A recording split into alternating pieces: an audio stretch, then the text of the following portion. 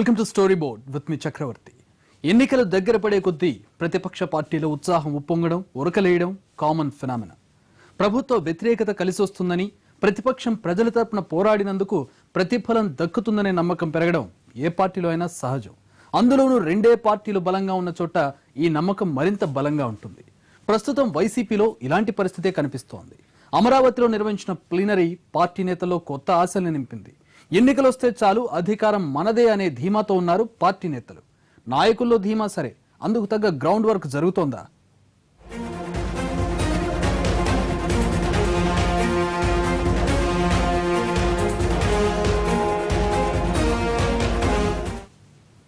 October 27 నుంచి ప్రజల్లోకి వస్తున్న కార్యకర్తలు గ్రామ గ్రామానికి వెళ్లి అన్నొస్తాడని చెప్పండి అంటూ ప్లీనరీ నుంచి శంఖారావం పూరించారు వైసీపీ అధినేత జగన్. అధికారంలోకి వస్తే అమలు చేస్తామంటూ ప్రజాకర్షక పథకాలు ప్రకటించారు. వైఎస్ఆర్ కాంగ్రెస్ పార్టీ ఏర్పాటు చేసిన తర్వాత జరిగిన 3వ జాతీయ ప్లీనరీలో 2 రోజుల పాటు ఉత్సాహం వెల్లివిరిసింది. ఈసారి అధికారం మనదే అన్న భరోసా ఇచ్చారు. వైఎస్ జగన్ ను మరోసారి జాతీయ అధ్యక్షుడిగా ఎన్నుకున్నారు. ప్రాంతీయ పార్టీలకు ప్లీనరీ అంటే దసరా, సంక్రాంతి లాంటి 2-3 పండుగలు కలిసొచ్చినట్లే.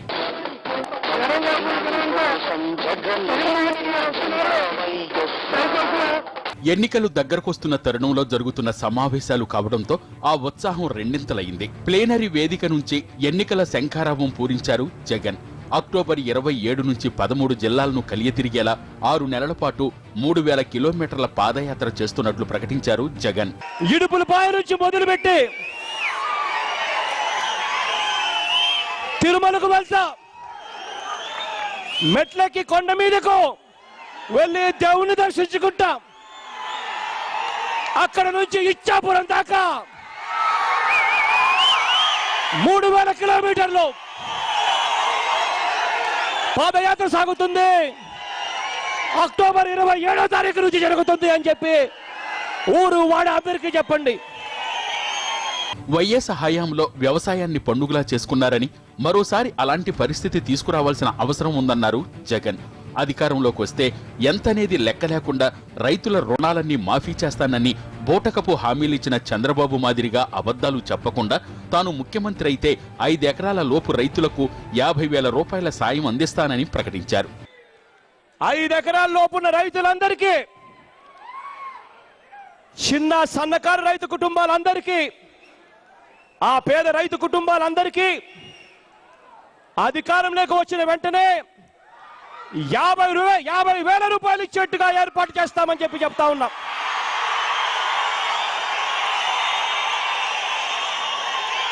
ఏటా 12,500 రూపాయలు ఒకేసారి ఈ మొత్తాన్ని మే నెలలో ఇస్తాము అని చెప్పి కూడా చెప్తా ఉన్నాను.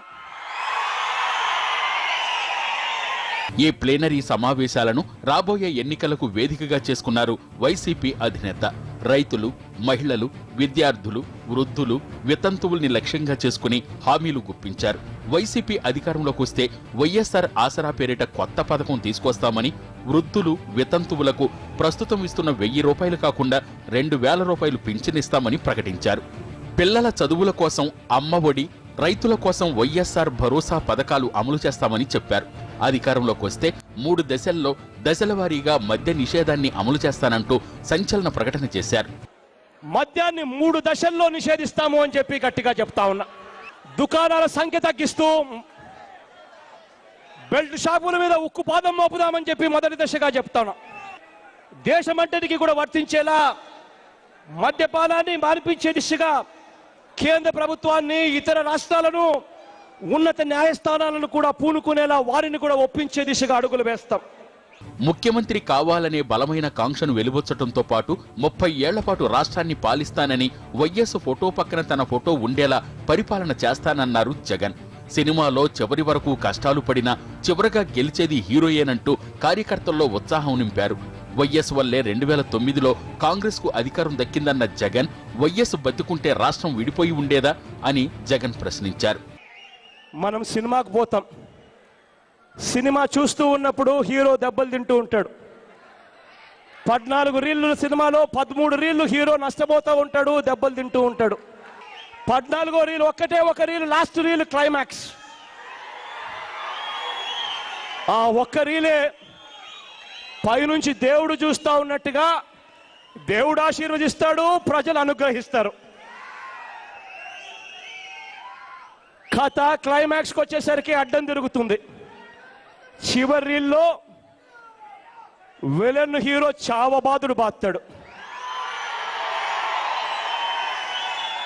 చాలా కాలం తర్వాత పార్టీ ప్లేనరీ సమావేశంలో కనిపించారు పార్టీ గౌరవ అధ్యక్షురాలు వైఎస్ విజయమ్మ. నాయకులు కార్యకర్తలను పలుకరిస్తూ ఉత్సాహపరిచారు. పాత విషయాలను గుర్తు చేస్తూ ఎమోషన్కు గురయ్యారు. భర్తను పోగొట్టుకుని కుమారుడు అష్ట కష్టాలు పడుతూ ఉంటే అంతులేని మానసిక క్షోభ అనుభవించిన ప్రజల కోసం పోరాడుతున్నందుకు గర్వంగా ఉందన్నారు. ఒక్కోసారి నా బిడ్డ ఎందుకిలా రాజకీయాల్లోకి వచ్చాడా అని బాధ వచ్చినా ప్రజలు గుర్తుకొచ్చి మీకు అండగా ఉండాలని దుఃఖాన్ని దిగమింగుకున్నానంటూ ఉద్విగ్నతకు గురయ్యారు. మొదటి ప్లీనరీలో జగన్ను మీ చేతులకు నా బిడ్డను మీ చేతులకు అప్పగించుతానని చెప్పి మీకు అప్పగించాను. ఈ రోజు కూడా మరి ఆ రోజు అప్పగించిన బిడ్డ ఈ రోజు వరకు కూడా మీ ప్రతి సమస్యలోనూ ప్రతి పోరాటంలోనూ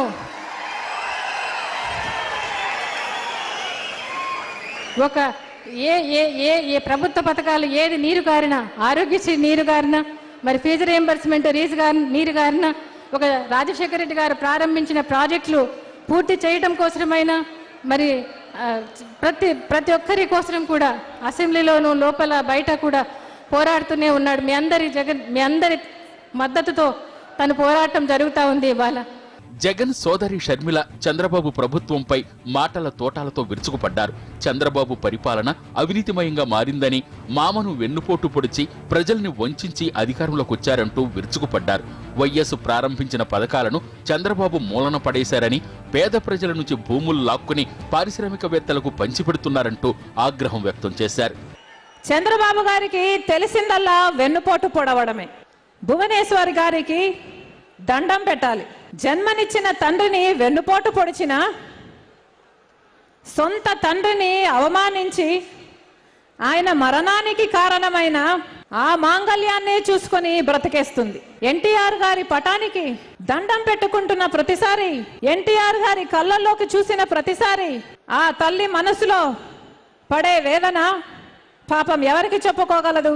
చంద్రబాబు గారివి ఎప్పుడు వెన్నుపోటు రాజకీయాలు, చంద్రబాబు గారివి ఎప్పుడు మోసపు రాజకీయాలు, చంద్రబాబు గారివి నీచమైన దిగజారిన రాజకీయాలు.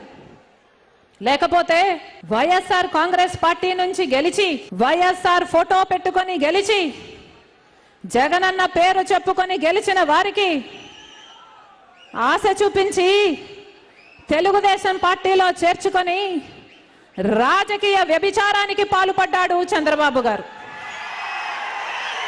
ప్లేనరీ వేదిక నుంచి మాట్లాడిన మిగతా నేతలు కూడా ఆత్మస్తుతి, పరనింద అన్నట్టుగా రానున్న రోజుల్లో అధికారం వైసీపీదేనని, జగన్ ముఖ్యమంత్రి కావటం ఖాయమంటూనే చంద్రబాబు ప్రభుత్వం మీద విరుచుకుపడ్డారు. జగన్ తర్వాత రోజా ప్రసంగానికి కార్యకర్తల నుంచి మంచి రెస్పాన్స్ వచ్చింది. జగన్ను బాహుబలితో పోలుస్తూ బల్లాలదేవ లాంటి చంద్రబాబు కథ త్వరలోనే ముగుస్తుందంటూ తన ప్రసంగానికి సినీ టచ్ ఇచ్చి కార్యకర్తలను ఆకట్టుకున్నారామె. ఈ రాష్ట్రంలో జగనన్నను చూసేటప్పుడు నాకు బాహుబలి సినిమా గుర్తొస్తుంది. శివగామి లాంటి సోనియా పెద్ద బాహుబలి లాంటి రాజశేఖర్ రెడ్డి గారికి మోసం చేసి ఆయన్ని మనకు లేకుండా చేసింది. బల్లాల దేవుడు లాంటి చంద్రబాబు నాయుడు ఆ రోజు పెద్ద బాహుబలిని, ఈ రోజు చిన్న బాహుబలిని చూసి తట్టుకోలేక పిచ్చెక్కిపోతున్నాడు. ఆ బాహుబలి సినిమాలో చిన్న బాహుబలి ఎన్ని కష్టాలు ఎదుర్కొన్నా పట్టాభిషేకం చివరికి బాహుబలికే జరిగింది. అదే విధంగా రాబోయే ఎన్నికల్లో ప్రజలందరూ కూడా మూకుమ్మడిగా ఒక యుద్ధం లాగా చంద్రబాబు నాయుడిని యుద్ధం ప్రకటించి జగనన్నని ముఖ్యమంత్రిని చేసి ఆయనకి పట్టాభిషేకం చేయాలని కూడా కోరుకుంటూ, కొంతకాలంగా పార్టీలో ఏర్పడిన స్తబ్దతను బద్దలు చేస్తూ అమరావతిలో జరిగిన వైసీపీ ప్లీనరీ పార్టీ నాయకులు, కార్యకర్తల్లో ఉత్సాహాన్ని నింపింది. ఈసారి ఎన్నికల్లో అధికారం మనదే అనే భరోసాను కల్పించారు నేతలు. జగన్ పాదయాత్ర మొదలు పెడితే పరిస్థితులు మారతాయని, అక్టోబర్ నుంచి రాష్ట్రంలో కొత్త రాజకీయం ప్రారంభమవుతుందనే ఆశతో ఉన్నారు వైసీపీ నేతలు.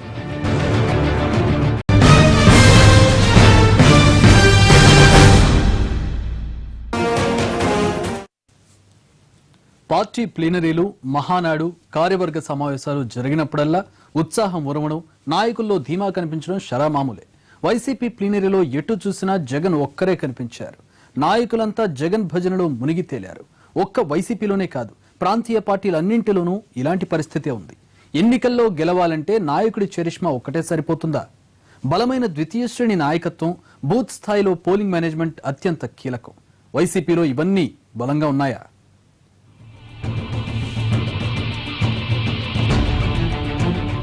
గల్లీ నుంచి ఢిల్లీ దాకా భారతదేశ రాజకీయాలు వ్యక్తుల్ని అల్లుకుని తిరుగుతున్నాయి.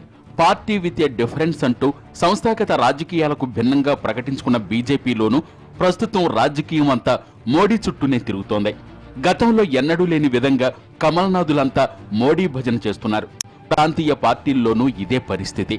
వైసీపీలో పార్టీ అధినేత జగన్ తప్ప మరొకరు కనిపించటం లేదు. ప్లేనరీ అంతా జగన్ చుట్టూనే తిరిగింది.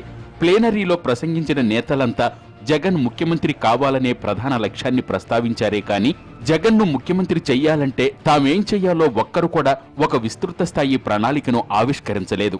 మాట తప్పరు మడవం తిప్పరు నానుడి రాజశేఖర రెడ్డి గారి కుటుంబానికి ఉందన్నటువంటిది చిన్నపిల్లల దగ్గర నుంచి ముసలి వరకు కూడా ఉన్నటువంటి నానుడి. ఇక్కడ 1,00,000 కోట్ల బడ్జెట్ దాటుతుంది ఈ నచ్చినటువంటి వాగ్దానం వలన అని చెప్పేసి అంశం వచ్చినప్పుడు కూడాను ఏదో ఒక రూపంగా పూలప్ చేసుకుని ఈ రాష్ట్ర ప్రయోజనాల దృష్ట్యా, మరి ముఖ్యంగా గత ఎన్నికలకు ముందు చంద్రబాబు నాయుడు గారు ఏ అయితే వాగ్దానాలు ఇచ్చి రాష్ట్ర ప్రజలను మోసం చేశాడో ఆ మోసం అనే మతానికి ఫుల్ స్టాప్ పెట్టి తప్పని ఇచ్చిన ప్రతి ఆ వాగ్దానాన్ని అమలు జరపాలి అనేటువంటి లక్ష్యంతో బడ్జెట్ని ఏ విధంగా కూడా పులప్ చేసుకుని అవసరం మేరకు కేంద్ర ప్రభుత్వం యొక్క సహాయ సహకారాలు కూడా తీసుకుని ఇచ్చిన ప్రతి ఒక్క హామీ కూడా అమలు జరుపుతారనే నమ్మకం మాకైతే ఉంది. ప్లీనరీలో జగన్ రాజకీయ వ్యూహకర్త ప్రశాంత్ కిషోర్ ను కార్యకర్తలకు పరిచయం చేశారు. భారీ మొత్తంలో ప్రశాంత్ కిషోర్ ను వ్యూహకర్తగా నియమించిన తర్వాత వైసీపీలో పరిస్థితులు మారుతున్నాయి.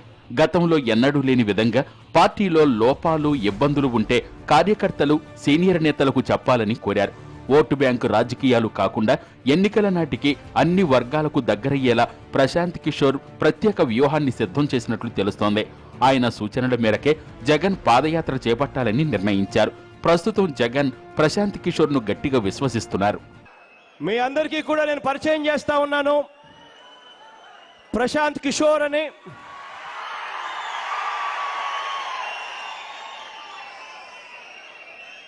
మోడీ గారిని 2011లో ప్రధానమంత్రి కుర్చీలో కూర్చోబెట్టడానికి క్రియాశీలక పాత్ర పోషించిన వ్యక్తి ప్రశాంత్ కిషోర్.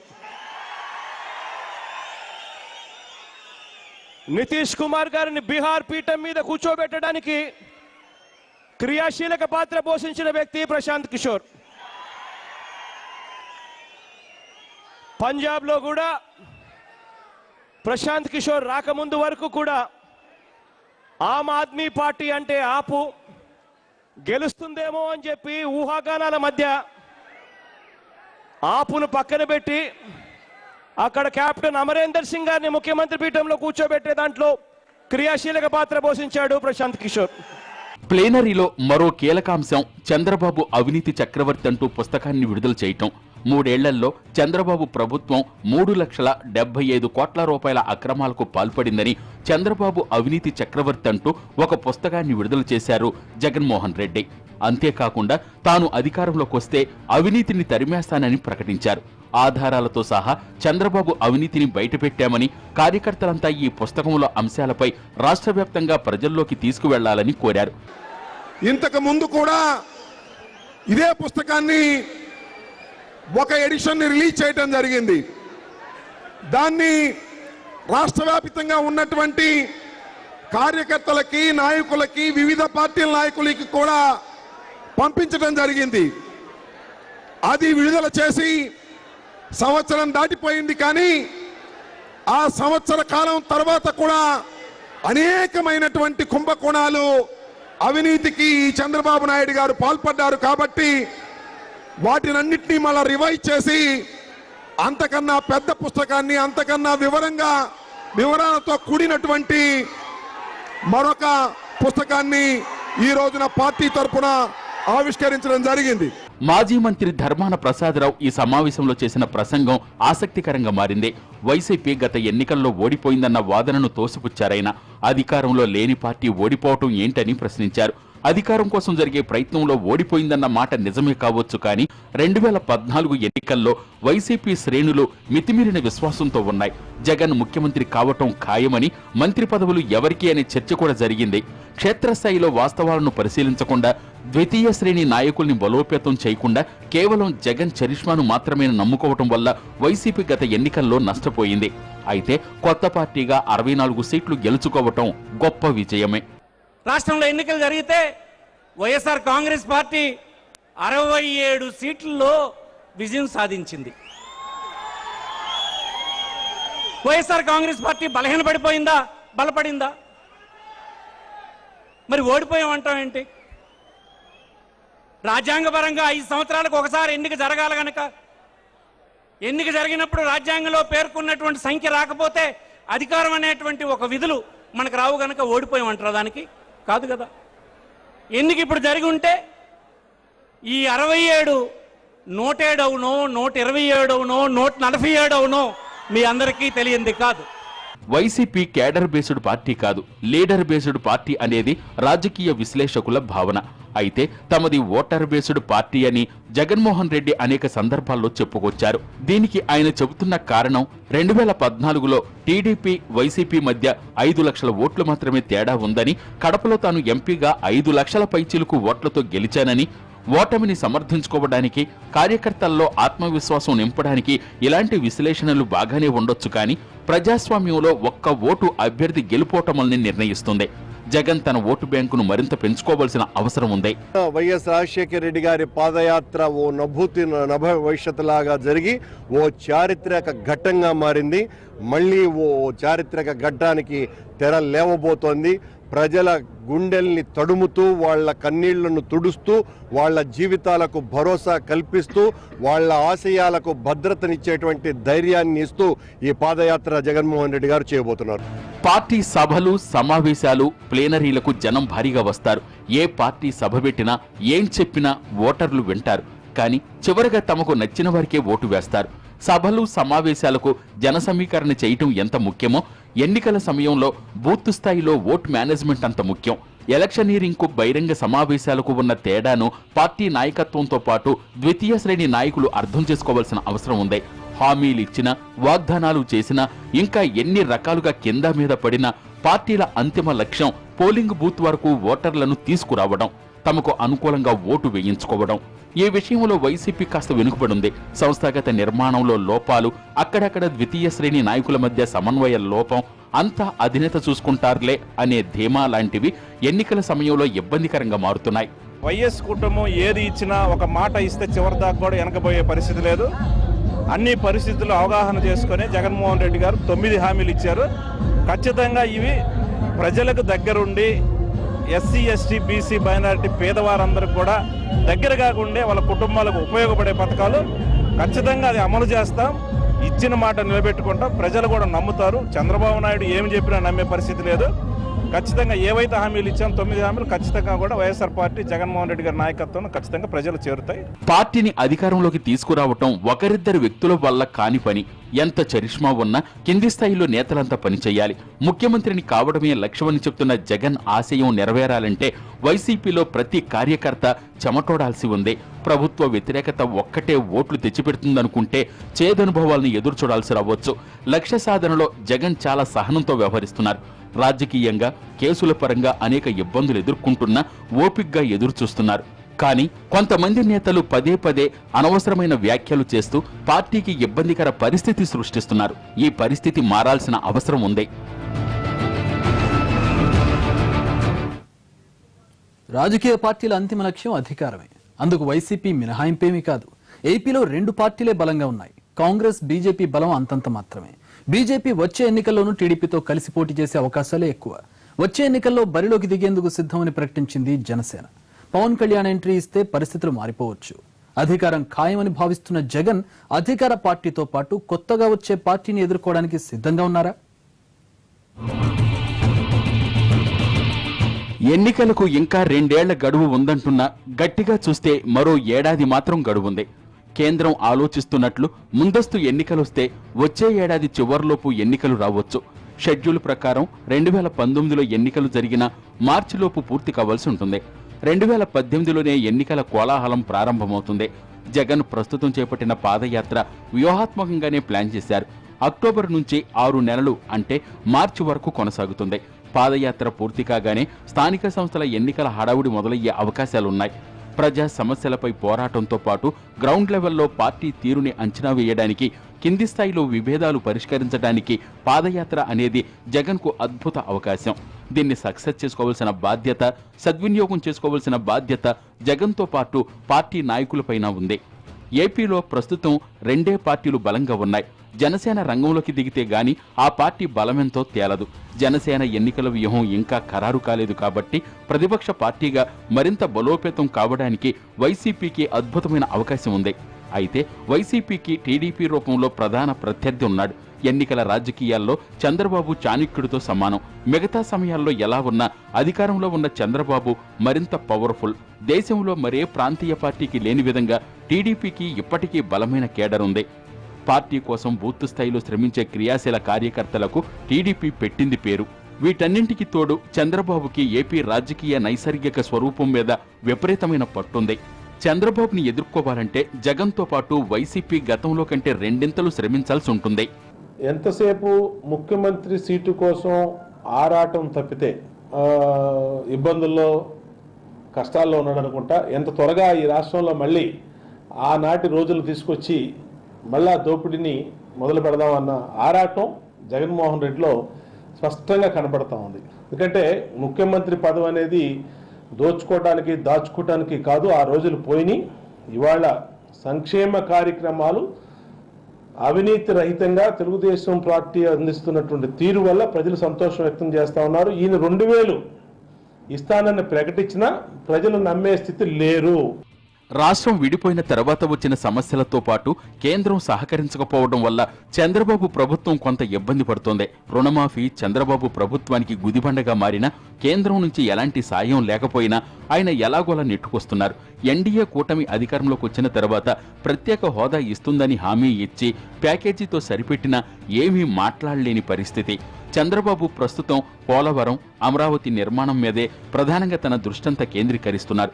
పార్టీ నేతలు క్రమశిక్షణ తప్పి ప్రవర్తిస్తున్నా, కింది స్థాయిలో అవినీతి వల్ల ప్రజలు ఇబ్బంది పడుతున్నా వాటిపై దృష్టి పెట్టలేకపోతున్నారు. ఇవి కాక కొంతమంది నేతల పనితీరు కూడా ప్రభుత్వ వ్యతిరేకతకు కారణమవుతోంది. ఇవన్నీ టీడీపీకి మైనస్ అయితే జగన్కు బోనస్. 2014 ఎన్నికల్లో చంద్రబాబు తన సొంత శక్తి మీద గెలవలేదని, మోడీ, పవన్ కళ్యాణ్ ఆశీస్సులతోనే అధికారంలోకి వచ్చారని వైసీపీ నేతలు ఆరోపిస్తున్నారు. ఈసారి ఎన్నికల్లో జనసేన కూడా వేరుగా రంగంలోకి దిగనుంది. పవన్ కళ్యాణ్ వామపక్షాలతో కలిసి పోటీ చేసే అవకాశాలు ఎక్కువగా కనిపిస్తున్నాయి. అదే జరిగితే పవన్ శక్తిని తక్కువగా అంచనా వేయడం కష్టమే. జనసేన, వామపక్షాలు కలిస్తే అదొక బలమైన ప్రత్యామ్నాయంగా తయారవుతుంది. ప్రభుత్వ వ్యతిరేక ఓటు వైసీపీ, జనసేన మధ్య చీలిపోతే టీడీపీ లాభపడుతుంది. ఈ అంశాలన్నింటి దృష్ట్యా చూస్తే జగన్ తన ఓటు బ్యాంకును పటిష్టపరుచుకోవడంతో పాటు ప్రభుత్వ వ్యతిరేక ఓటంతా తన వైపే ఉండేలా చూసుకోవాల్సి ఉంది. టీడీపీకి బలమైన, నిజమైన ప్రత్యామ్నాయం తానే అనే భావన ఆయన ప్రజల్లోకి తీసుకువెళ్లగలగాలి. ప్రధానమైన ప్రతిపక్షం తాను గుర్తించినటువంటి విషయం ప్రజల తరపున ప్రశ్నించడం, ప్రజలకు తెలియజేయడం, ప్రభుత్వాన్ని నిలదీయడం, ఇవన్నీ ప్రభుత్వంలో ఉండేటువంటి అపోజిషన్లో ఉండేటువంటి వాడు చేయాల్సిన ధర్మాలు. ఆ ధర్మాన్ని నిర్వర్తించడం వరకు మేము సక్సెస్ఫుల్గా చేస్తాం. ప్రజలు నమ్మారా లేదన్నది మళ్ళీ సాధారణ ఎన్నికలు తీర్పిస్తాయి. 2019 ఎన్నికలు వైసీపీకి చావు బతుకుల సమస్య. ఈసారి జరిగే ఎన్నికల్లో గెలిస్తేనే వైసీపీ నిలబడుతుంది. మరో 5 ఏళ్ల పాటు ప్రతిపక్షంలో పోరాడటం అంత తేలికైన వ్యవహారం కాదు. 2014 ఎన్నికల్లో వైసీపీ తరపున గెలిచిన ఎమ్మెల్యేల్లో కొంతమంది కీలక నేతలు టీడీపీ జెండా కప్పుకున్నారు. ఏ పార్టీలో గెలిచినా అధికార పార్టీలోకి మారడం ప్రస్తుతం నడుస్తున్న ట్రెండ్. 2019 తర్వాత ఇది మరింత పెరిగే అవకాశం ఉంది. వైసీపీ ఎమ్మెల్యేలు టీడీపీలో చేరిన నియోజకవర్గాల్లో పార్టీ కొంత బలహీనపడింది. కొత్తగా నియోజకవర్గ బాధ్యతలు తీసుకున్న నాయకులు అంత వేగంగా కదలలేకపోతున్నారు. మరోవైపు టీడీపీ కూడా సర్వేలు, ఎమ్మెల్యేల పనితీరుతో ఎప్పటికప్పుడు తన బలాన్ని అంచనా వేసుకుంటోంది. ఈసారి ఎన్నికల్లో వైసీపీని ఓడిస్తే తమకు తిరుగులేదని భావిస్తారు టీడీపీ నేతలు.